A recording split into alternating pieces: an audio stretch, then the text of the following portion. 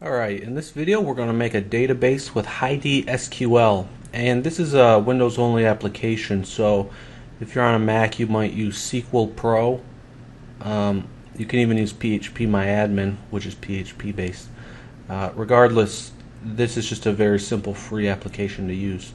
So here it is installed, and I created a new session for localhost, and my IP, you'll probably have the same IP if you're running WAMP server. My user is root and I don't have a password. So I'll go ahead and open that up.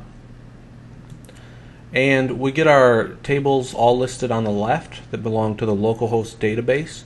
What we're going to do is create a new database. So I'll right click localhost, create new database. I'm going to call this Junior Dash to match our project name. And my encoding I want is just UTF-8 and general CI.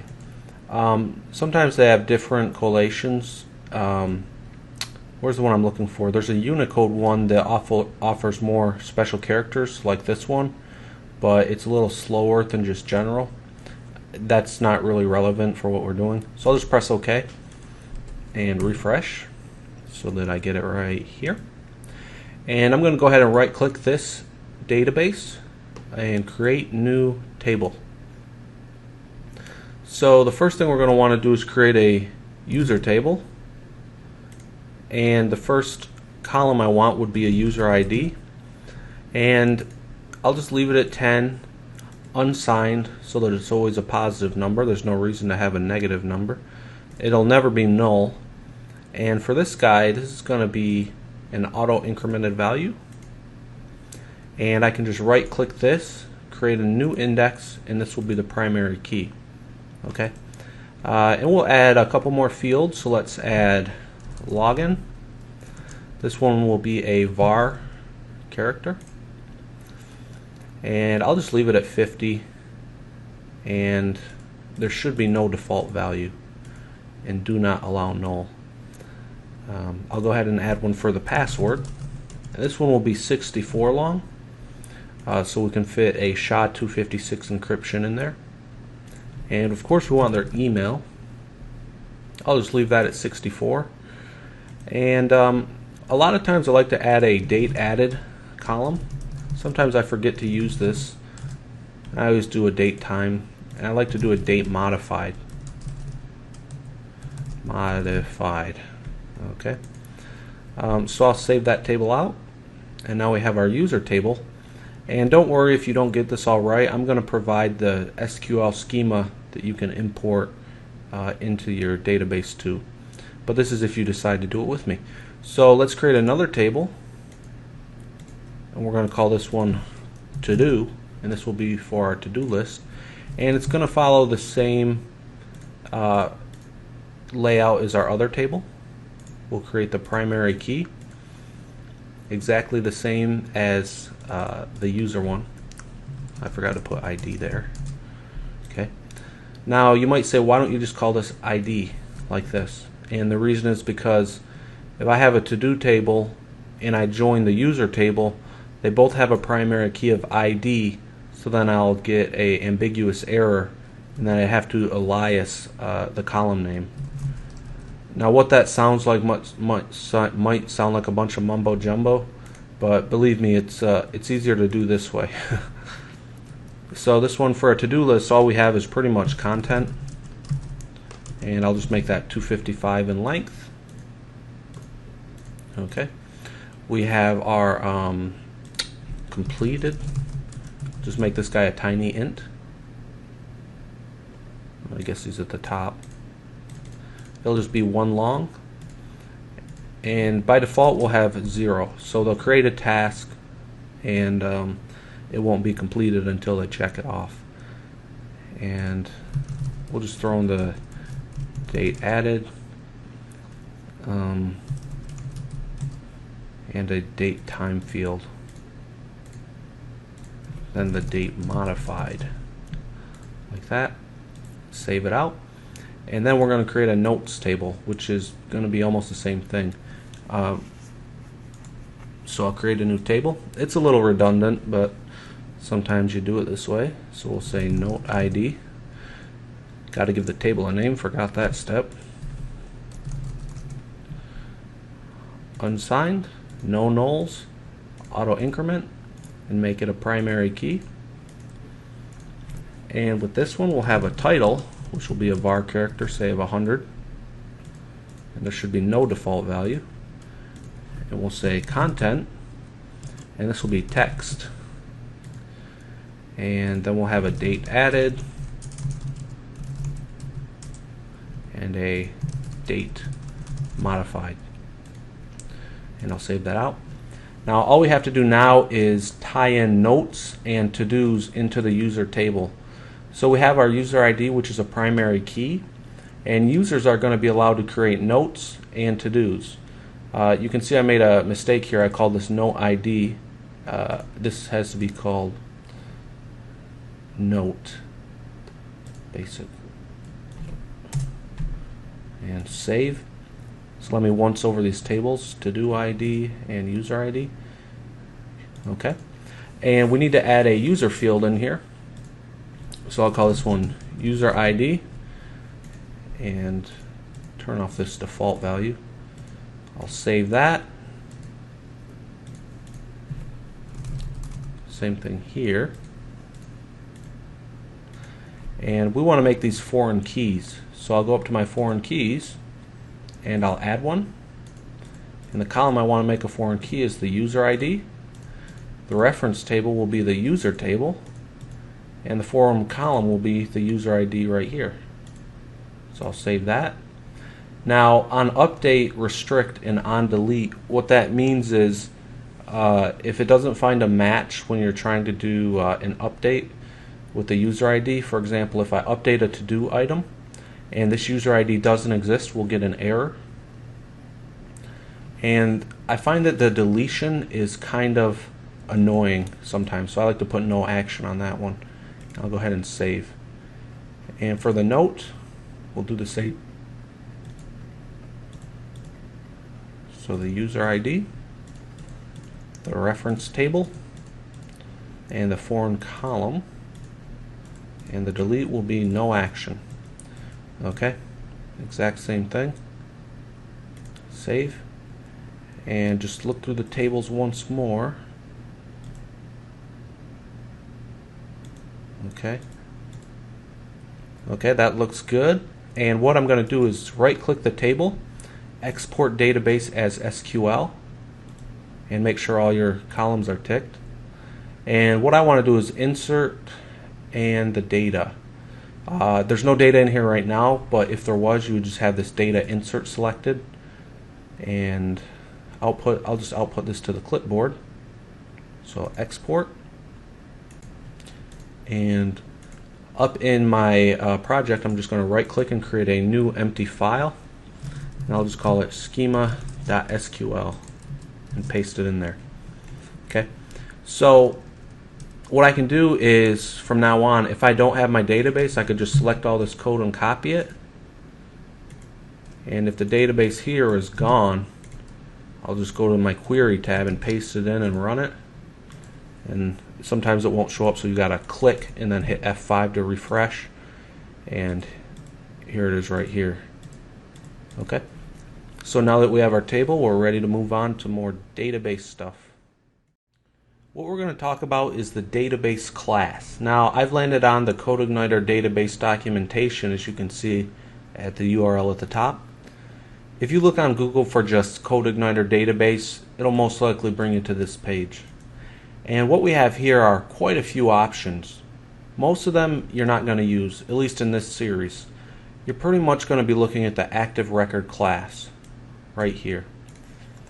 So the active record makes your life a lot easier than having to write SQL queries, and I'm not opposed to writing them, but this is actually, I found it very, very useful. This has select, insert, update, delete abilities, and all those other things like order by and the typical MySql stuff you'll need. So the first thing we need to do is first make sure we have our database configured. So I'll open up NetBeans, and in your application config folder, the first thing we go to is database.php. And I'll scroll all the way to the bottom, and we just need to insert our settings in here. So I'm connecting to the local host. My username is root, and from our past video, our database name was junior dash. And that's all you have to do to have your settings set. But what we need to do is load the database. And we have two options to do that. We could load it manually every time, or we could have it auto load. Now I prefer to have it auto loaded because this is going to be a database rich application. So in our auto load PHP, our libraries, you see they have examples up here as well. We're going to load database. Okay? Now once you do that, you should go to your project page and refresh the page. And if you don't get any errors, it means it successfully connected to the database. Because when you auto load it, it auto loads with your default settings. Next, let's go to our controllers. And first I'm going to get rid of this welcome file. We're not even using this. Let's go to our home controller. And let's just create a test method. So I'll say public function test. And normally without the autoloader you would say this load library database. But strangely enough, it is this load database, like that. And when you do that, you have this available, this DB. That's if you load it manually. But I can get rid of that because we're auto loading it. So we have this database available. It's just this DB. So I could say this DB get user. Okay. We'll start with something simple. I'll just say Q equals that, and print R of Q result. Okay. And let's go and hit our test home/test, and it says undefined property result. I had to make that a function. I forget that all the time. There we go. And it's an empty array. Okay. So briefly, I'm just going to open up my database, and in the user I'm just going to put in some junk data.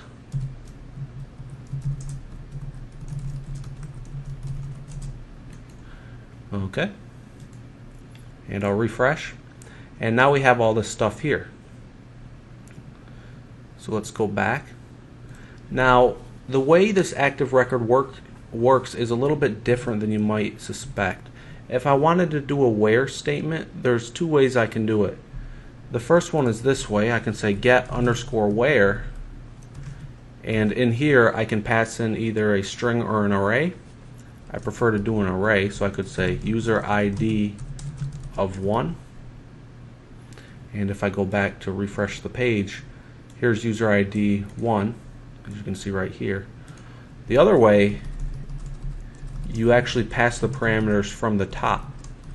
So I'd say this DB where, whoops, and I'll just say user ID is 2, and make sure it works. There we go, user ID of 2. So what we've done is it's actually building out a query, but sometimes it's hard because we're building the query in a different direction we're used to. Because in MySql, where is usually near the end. Additionally, you can do order by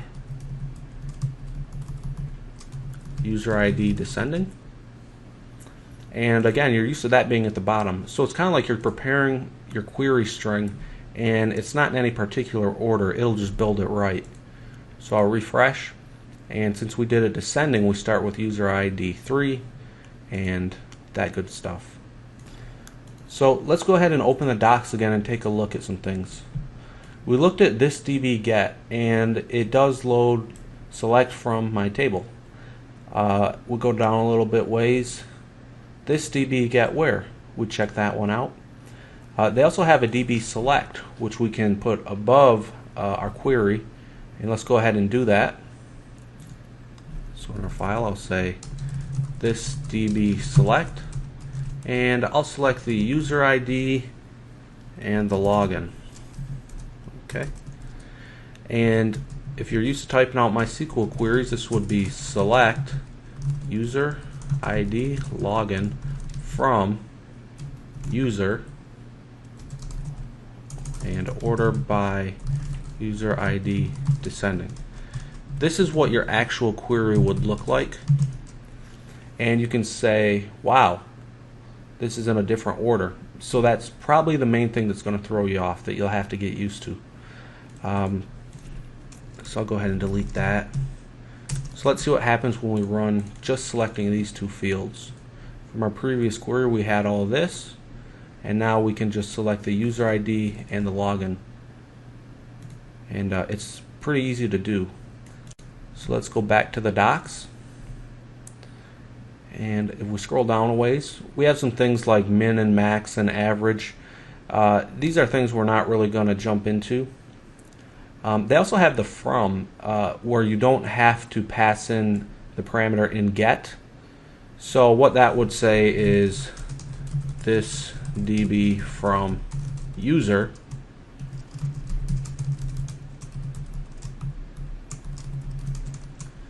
So now it looks a little bit more ordered, but it's not necessary to do it this way. So it's select from user, order by, and then get would get all of this. Okay. And after you call this, you'd be perfectly fine to do a new query here, because it will just get rid of all this data that happened once you fetch it or do something with it, or insert it. No need to worry about that. Back to this, they have joins, which we'll eventually use. The where, we just looked at that already. And a ways down, or where, and there's a bunch of conditions, so you don't have to type out your queries. The page is pretty long. We're not going to cover everything here, but you should be able to get the idea of it. Again, with inserting data, it's kind of the same thing. It's incredibly easy. We'll do an insert real quick. So I'll just make a new one. I'll say this db insert data, and I want to insert into the user table, let's say. Heck, we don't even have to pre-fill an array, we'll just write it in here. And I'll say login equals Jenkins, like that.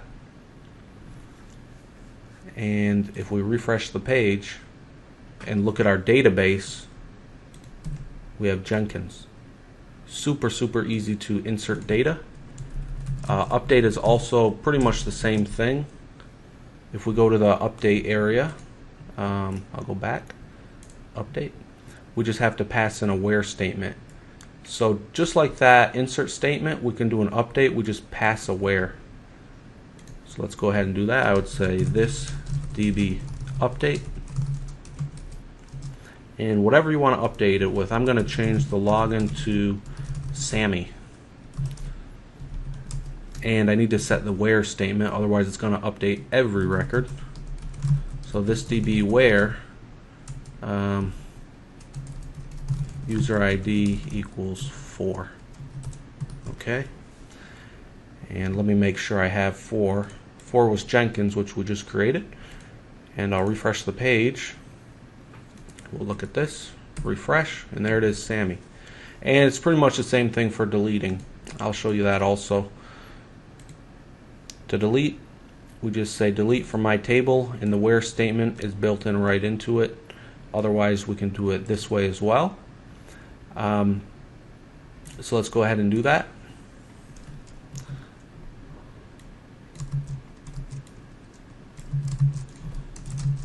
So here's my where statement. I'll say this db delete from user. Okay.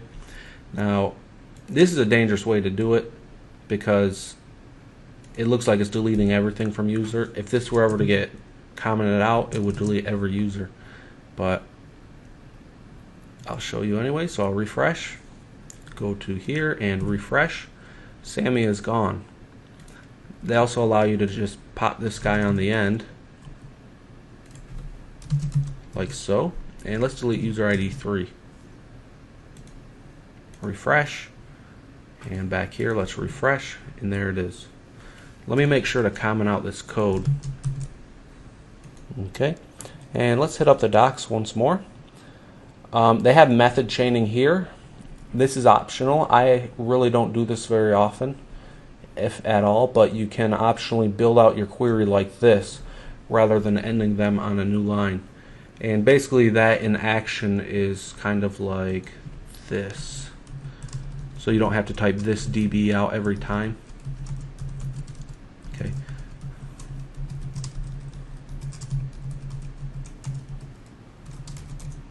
It would look like this, but we could make it look a little more readable on one line, like this. Let's tab it over a little ways. There we go. This is method chaining. So I'll refresh, and I still get my objects there. So that's the general stuff we're going to need for our models. And I was demonstrating this in the controller. This code should be in the models, and we're going to get to that, but this was kind of a run through of the database class. And I'm going to comment all this out so that we never look on it again. And that'll wrap up this video. So now that we have a general idea on how the database library works, we're going to create our first model. So in your application models folder, let's just right click and add a new PHP file and call it user_model. Now this has to have the underscore model. That's how Codeigniter knows it's a model, and it won't conflict with, say, a user controller, which doesn't have a suffix. So finish. And this is pretty easy to do. It's just almost identical to the controller. We just extend the CI model. Okay. If I haven't said it yet, CI just stands for Codeigniter. It's pretty obvious, but sometimes you miss little things. So what we're going to do is create a model, and later on we're going to refactor some of our code, and you'll see why I want to show you how to do it this way, so that you understand how to just make a basic model and how later we can maybe improve and refactor things. So while you write this, it'd be good to type it out and make the design mistakes that we're making, so that later you can see how we're going to improve them. Okay, so first thing is we want to be able to get user data. So we'll make a function for getting. I'll just call it get. And we're going to have 4 functions total. So I'll highlight these, and I'm going to highlight the line right above it so that I have a space when I duplicate the lines. And I'll hold Control and Shift and press down about 3 times. And we want methods for get, insert, update, and delete. And we're going to want this to be accessible so we can test it on our site. And the only way to do that is to make a controller. So for now we're just going to create a user controller. We can go ahead and copy all of this and new PHP file for the controller and just call it user. Okay. And we change the extend to CI controller, and we have to change the class name to user so it matches the file name. So make sure you double check those. Class is user, and we're extending the controller now. So that we don't get these two confused, I don't think we will, because you see the file name is user and then user model. Okay, we'll leave it at that for now. So in the model we're going to use the database. So I'll say this db get, and we're always getting from a table, so we'll say get from user. And we're going to need to make this a query. So the way I like to develop classes is I like to see how I'm going to use them publicly before I develop the internals. So the way I like to think about this is, from the user controller I want to be able to type, this is just some sample code below, this user model get 2. So that would get the user ID with 2. Okay. So we could use a get where or a get all, because we also want the option to get all users or get a single user, so that it's flexible. In this case, really all I want is to be able to get by the user ID. Keep it simple. So I'm going to pass a parameter called user ID, and by default it'll just be null. Then we'll say if user ID is null,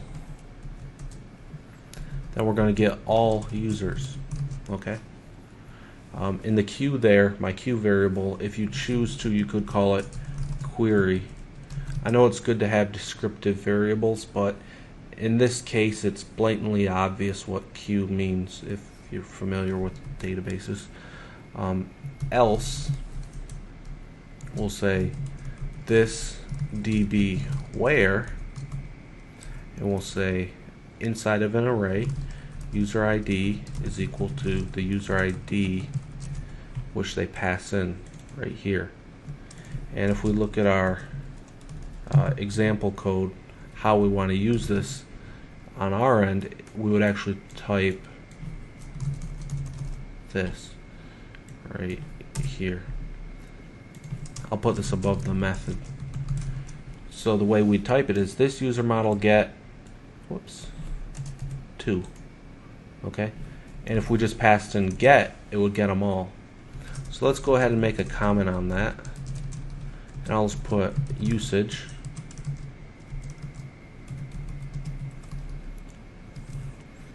so this one would be a single record, this one would be all records.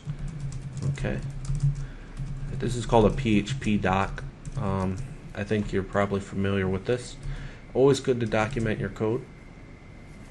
Since we're going to be refactoring this though later on, I'm not going to get too nitpicky about the documents. And for this, let's see, we're always going to get the user, so let's see, get user. Okay, and then we do the return here. So we could do a get where, actually. That'll make it easier, like that.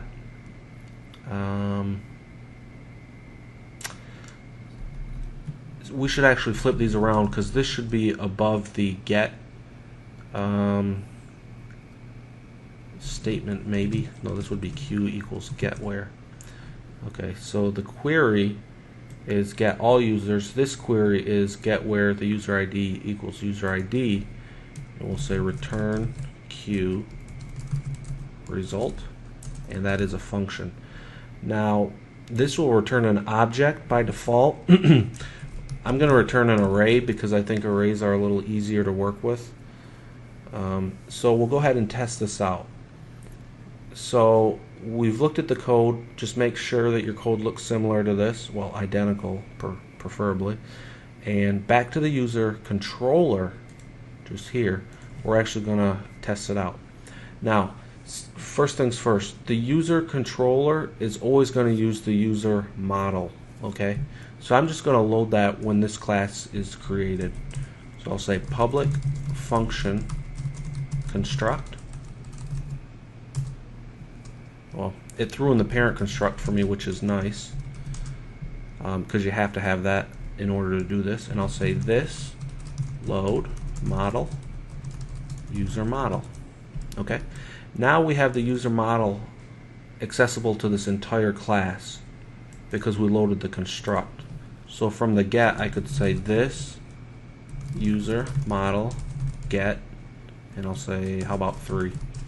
You're going to want to open your database client and make sure you have a record that you're going to test getting. So I have my HeidiSQL open, and I have some sample records, and you see I have an ID of 2. You're going to want to make sure you have one there. So let me open this page, and we're going to go to user/get, and it says table junior-3 does not exist. It looks like I forgot to pass in a table name parameter, and I'm glad this error showed, because Sometimes typing too fast, you can forget this stuff. It looks like this right here. I forgot to pass in user right there. So we always have to define the table name in the get and get where. So I'll refresh. It looks like there's no error now, but we want to print out the results just to be sure. So I could say data equals the result. And we're not going to work with views right now. We're just testing our model. So like this, refresh, and we get an empty array, and that doesn't seem correct because the user ID 3 and the user, that is correct. I stand corrected. I'll do ID 5. I guess that's what happens preparing your code and messing around. So I'll refresh with 5 and I have a record. Cool. So get works nice. Now with insert, the way I want to be able to type this out will be pretty similar. I'll say this user model insert, and all I want to do is pass in an array, and I'll do a login name, and I'll call him Jethro from the Beverly Hillbillies, and I'll just print R of the result. Okay. Now we still have to make our model functionality, but let's go ahead and fill out just how we want it to work here. So for the update, I'll want result equals this user model update, and what do I want to update? I'll just say login equals Peggy, and the second parameter would be the user ID. Okay, and I'll print R the result. And by the way, when I'm editing, I usually use Shift Tab to untab things instead of hitting backspace. Tab and Shift Tab, that'll help you. And let's do one for delete. I just want to say result equals this user model delete and the ID. Okay, so we have our basic functionality and how we want them to work. First, I'm going to copy this guy and go to my user model, and for inserting, I'll make a little comment block, and this is just going to be another usage thing so that we have note of it. Since we're kind of new to it, we want to remember how we did it. So here will be data. You'd probably want to do a param array data. This is a real PHP dot comment. So I'll say this db insert into user data, and whenever you insert data, it's always a really good idea to get back the insert ID, and to get that, we'll say return this db insert ID. Okay, so we'll test out our insert and go to our page and type in insert, and we got 9. I'll refresh the page, 10, 11, 12. So it keeps inserting and it keeps returning our primary key here. Good, that's what we want. Okay, so on to the update. Update requires a where statement. So we're always going to pass in data that needs to be updated, and let's pass in the user ID we want to update. So the first thing is this db update, and the table is user and the data is data, and then we want to supply the user ID in a where statement. So I'll say this db where user ID is user ID. Now, one thing to watch out for, which I make a mistake of often, is whenever I type in these where statements with arrays, sometimes I accidentally put a comma here, and then this causes a whole bunch of problems because there's no key value pair to match up to, and it's a little hard to tell what you did wrong. So that's one thing to watch out for. And for this one, for updates, we want to turn how many rows were affected. So I'll say return this db affected rows. Okay, and let's go ahead and try our update. let's make sure we have a matching user ID. So we have ID of 3. Let's see if we have that ID. We don't. So I'll just change this one to 3. Where it says hey2. Make sure you do that in your database. So whatever ID you're going to edit, we're going to see a change value.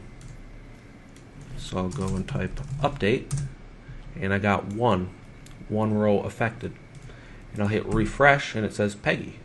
Now if we hit refresh again, 0 means nothing was really changed. So don't take that as an error. Take it more like nothing changed. Okay. And now for our delete function,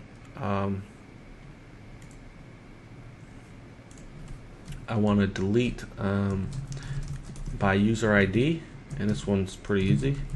This db delete the user table, and we'll do our user ID and the little arrow, user ID. Okay, and we also want to return the affected rows. Okay, so I'm just going to quickly make a comment here. Oops, it auto inserted all this stuff. I'm not going to worry about this all too much right now because we'll refactor stuff later. I just want to grab the usage for it. So we have, this is how we delete, and I'll just paste it in here. The reason I like to do this is because later I'll think about it, and sometimes there's a better way to do it. Actually, almost every time there is. And the update and usage. Okay. And let's try the delete. I first want to check what the ID was, so 6. And in my database, do I have a 6? Right here. So I'll go ahead and hit enter. And let's see, is 6 still there? It deleted it. It looks like I forgot to return a value. Got a little too excited. Okay, I am returning a value from the model. Notice we're in the model here.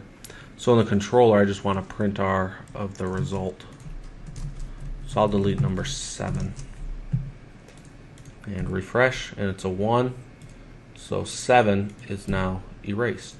And just so you know, I'm pressing F5 in my browser and in this HeidiSQL to refresh stuff. Okay. So what we can do is actually make this user area a little more flexible. Obviously, we're probably not going to have these exact commands available in the URL because that's dangerous. But you know, just to try it out, we could pass in a user ID in here and then send it to the model.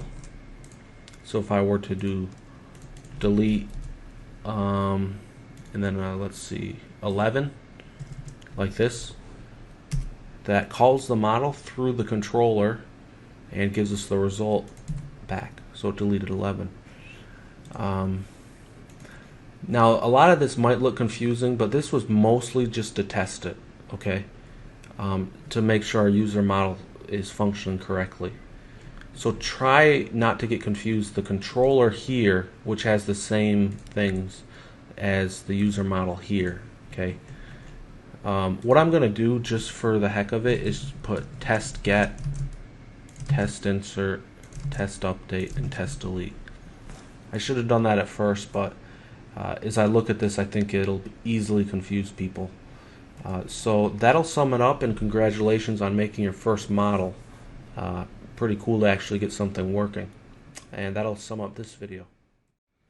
Alright guys, now that you've created your user model, one thing maybe lingering in your mind is, with this database class, how do I see the code that's really happening? Because with all these classes and the database class doing stuff, how do I know what's going on?